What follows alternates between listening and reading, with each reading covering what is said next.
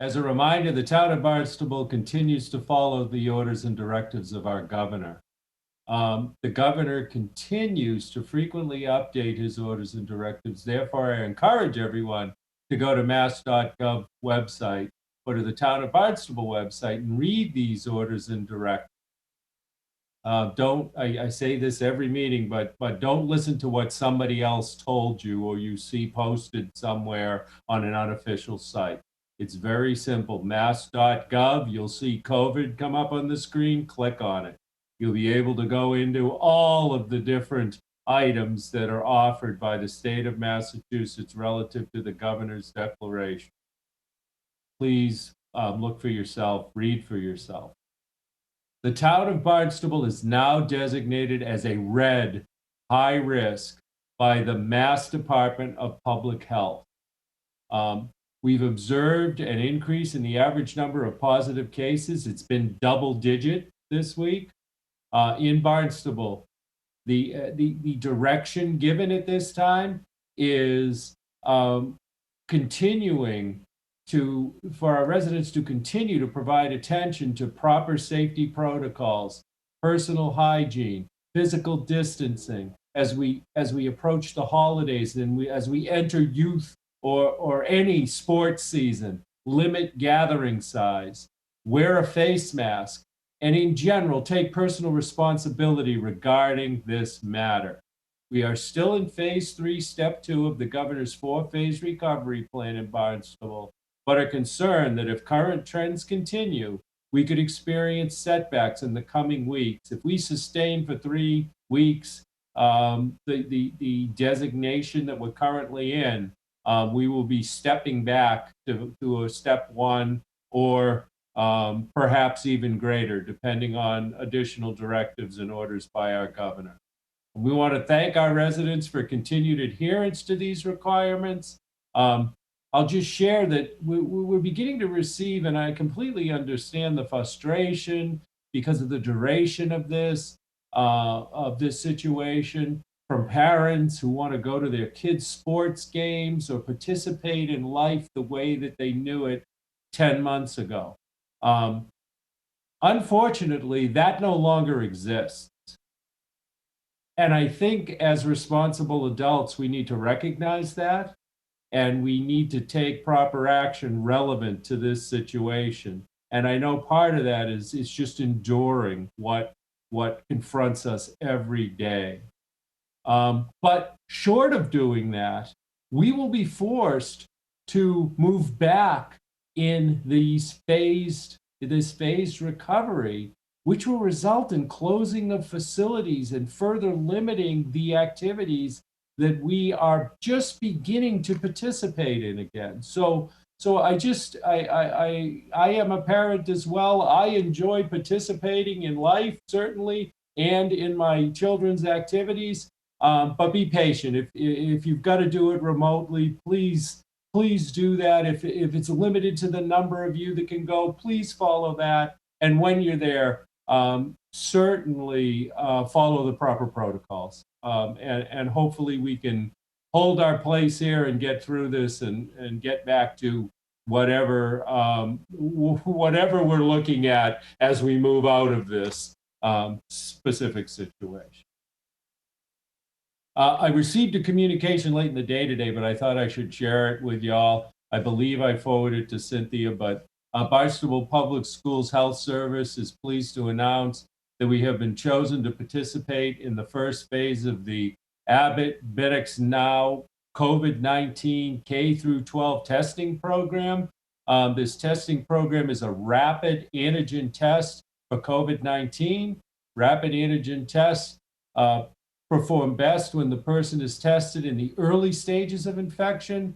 Anyone receiving a rapid antigen test is still required to confirm the result with an additional test, whether positive or negative. And this test is not to be used for wide-scale surveillance testing at this time. It is also important to note that current protocols will remain in place, including students and staff who develop symptoms outside of the school should not go to school in hopes of receiving a rapid antigen test. These individuals must continue to report their absence to the school and contact their healthcare provider for further instruction. The directors of health services, along with our district physician, Dr. Katie Rudman, are in the process of completing necessary criteria and planning the implementation of this program. It is unknown how many tests the district will receive. With the limited access and current delays in testing on Cape Cod, we hope this additional testing capacity will allow us to identify positive cases of COVID in our school community earlier in an effort to limit further spread and to help keep our students and staff safe at school. So I think I've had forwarded you the link to all of the communities. So take a look at that at your leisure. Director Poyat, our communications director, will be reviewing that and linking it in on our website as well. So for future access, if the public wants to look either on the state website or certainly on the Town of Barnstable COVID website, they'll be able to see it.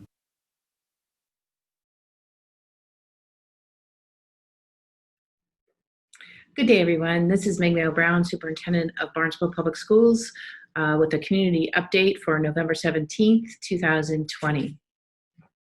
In this week's update, I'd like to share a little bit of information about the Massachusetts Travel Advisory and the upcoming holidays, share some public health metrics that we continue to monitor and how those metrics impact Barnstable Public Schools, talk a little bit more about our healthy protocol of staying home when ill, how to access remote learning in certain circumstances, new guidance from the Department of Elementary and Secondary Education on in-person learning, and some information on grading and our marking periods. So Massachusetts has had a travel advisory in place for a number of months, and that map that you see on the slide here gets updated as things change across the country. As we enter the holiday season, we wanted to be sure that our families and staff are certainly aware of the advisory as well as the requirements for returning to school. So you can see here on the map that the states identified in red are considered high-risk states. So when we use that language in our protocols and return to school information, we're referring to the at-risk states here noted in red. So students ages 11 and up who travel outside of Massachusetts to one of these high-risk states must produce a negative PCR test result or quarantine for 14 days prior to returning school. It's a little bit different for students who are ages 10 and under, as you'll see noted here. They're not required to test, but must follow their parents' testing result or quarantine for 14 days. I think the best advice we can give is to have our parents and guardians speak with their child's nurse for specific guidance on testing requirements, and certainly informing the school if you intend to travel or upon return from travel, just so we can continue to make our schools, have our schools be as healthy and safe as possible. We want to be sure that we're supporting our families who do travel and then are interested in returning to school. That return to school needs to be informed by testing or quarantine.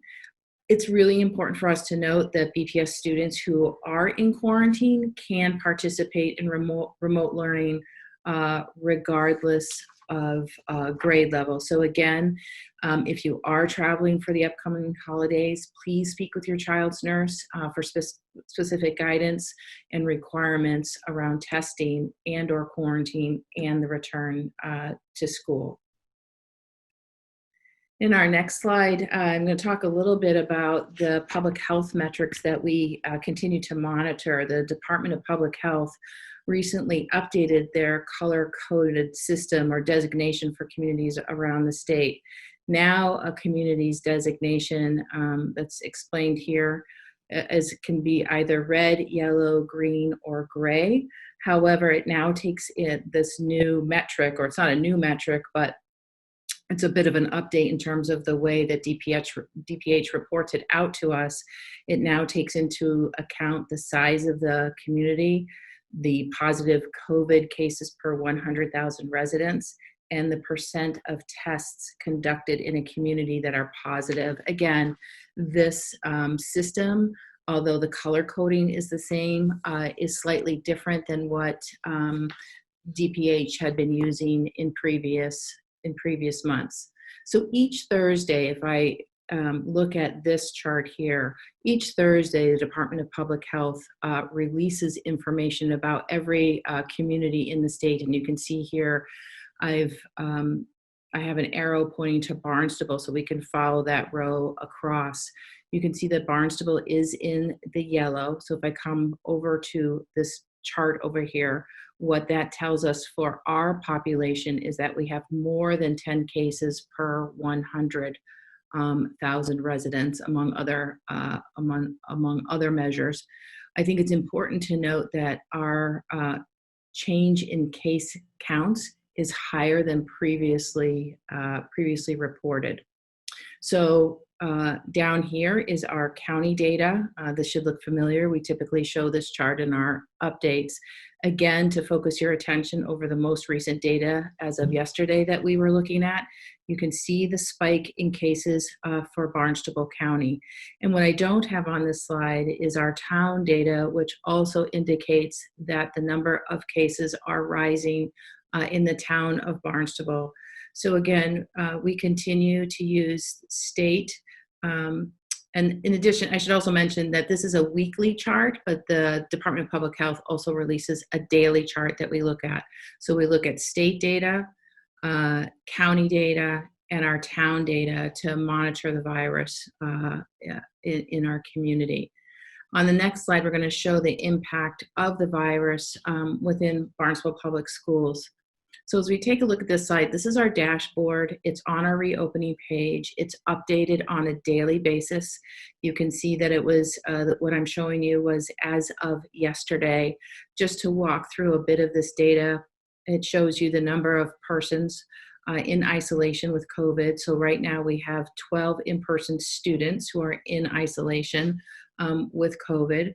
We've had 19 in-person student cases since we opened school on September 16th, and 3,760 is the number of students we have attending in-person school in Barnstable Public Schools. If we move to our cohort D students, you can see currently we have 3 remote students who are in isolation with a positive case. We've had 7 since we opened school on September 16th. For our cohort D students, and we have 975 cohort D students at this time. And then in terms of staff, we have 1 staff member currently in isolation with COVID-19. We've had 5 cases since we reopened schools, and 873 is the total number of staff we have in the district.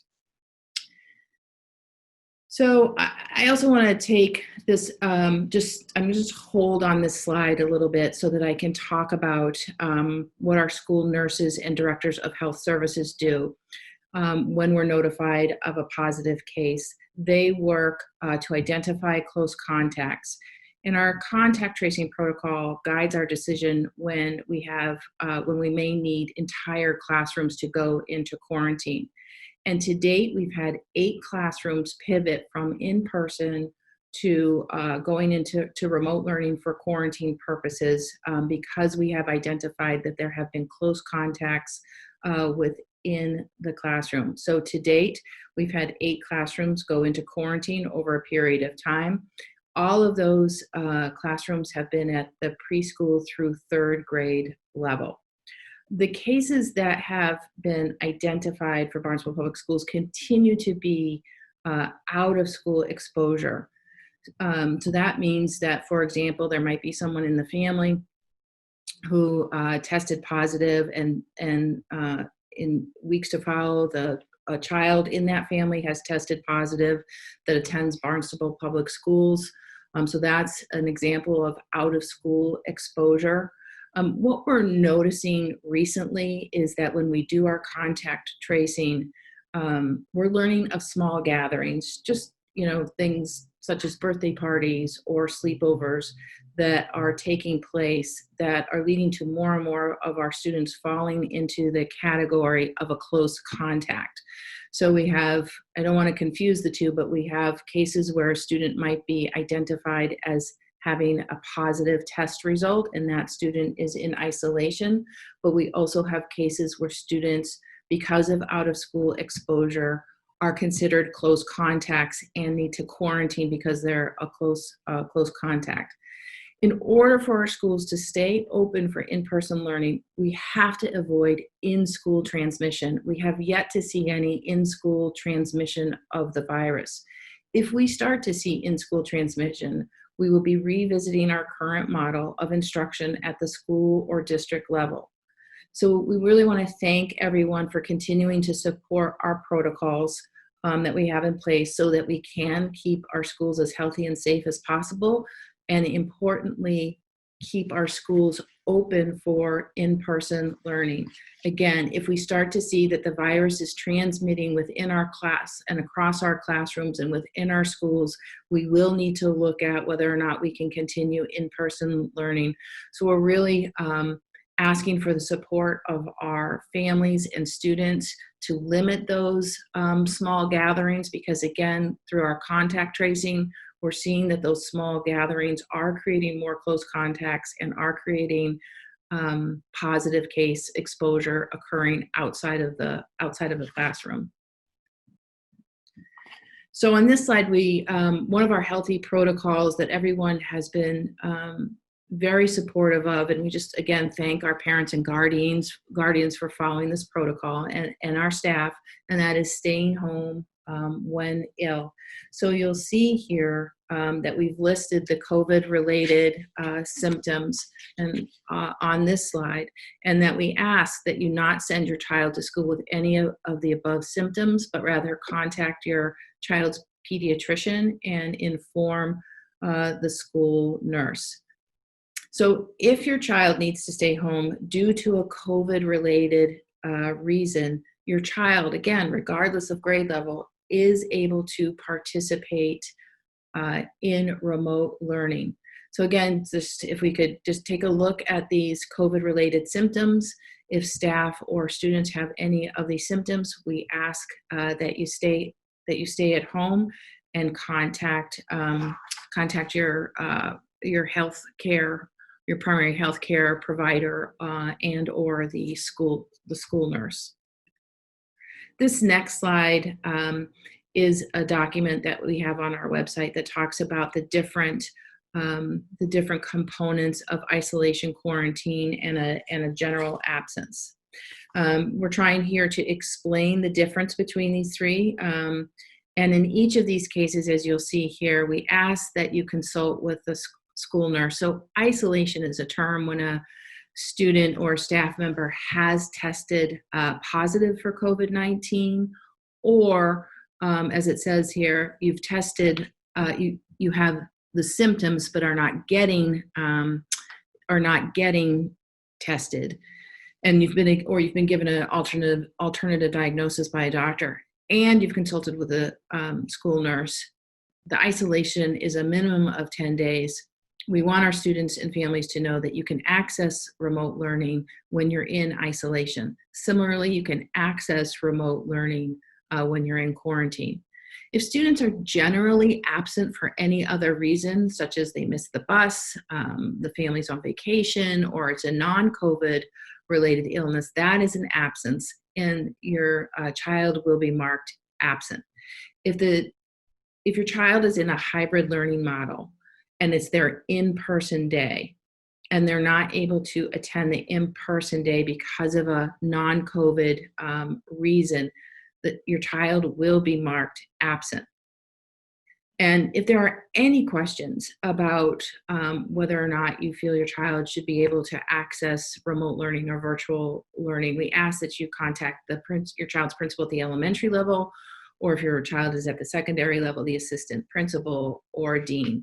We want to be able to work through with our families, and there are just a number of situations that are occurring on a case-by-case basis that we can work with you to see if remote learning is a possibility or not. So just please continue to contact your school, both through the school nurse and an administrator, to determine whether or not your child is eligible to access remote learning.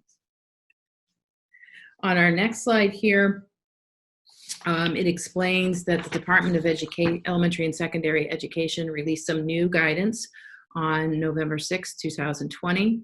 And this is a direct quote out of the guidance. District and schools and communities designated as gray, green, and yellow. Or if you think back to the public health metric slide that I showed earlier, how communities are designated in those colors. So if a community is designated gray, green, or yellow, we're expected to have students learning fully in person if feasible. And I'll come back to that word, if feasible, in a second. A hybrid model should only be used if there's no other way to meet health and safety requirements. So as I've noted here on the red, Barnesville Public Schools, we're going to continue to use our hybrid model, no changes at BUE, BIS, and BHS in order to meet our health and safety requirements, including 6 feet of physical distancing. At this juncture, it is not feasible to enroll more students into in-person learning because we are bound by the 6 feet of physical distancing in terms of the space we have available in schools. So for Barnesville Public Schools, there are no changes to the current model that we have in place for this year. Our next slide is just is intended to give, we have grades closing, and just intended here to give our parents and caregivers notice around when report cards are distributed. So you'll see in the red chart here, this impacts students in grades kindergarten through 7th grade. Report cards will be distributed on December 18th for the high school. That's coming up right around the corner. November 24th, there are no paper copies for report cards this year. Rather, we ask our students and parents and guardians to look at grades via Aspen. And then finally, just a note on our school calendar here. Again, for November, next week, November 23rd through the 27th, there is no school for students in grades preschool through grade 7. Educators and staff will be participating in professional development on November 23rd and 24th. However, students in grades 8 through 12 will attend school remotely on November 23rd and 24th. These are the 2 makeup days from September 17th and 18th. And again, here just a note about our holiday break, December 24th to January 1st. And as I close this month's informational update, I want to thank our families, staff, educators, and students for continuing to follow our health and safety protocols, which are keeping our schools open for in-person learning. Our schools, whether in-person or remote, are vibrant places of teaching and learning, and we thank everyone for your support of our students. Thank you.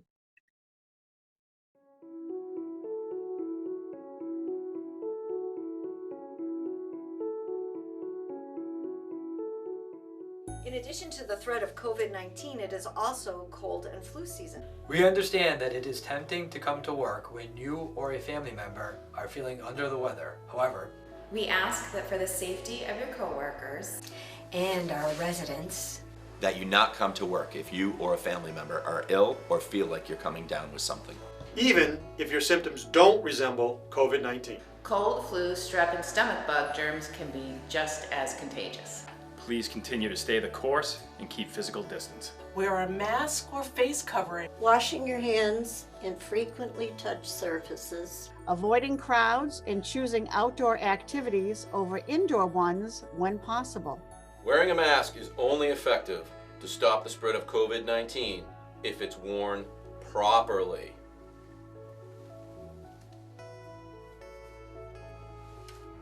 Please know this is making a difference each and every day, and it is not the time to let our guard down. Thank you.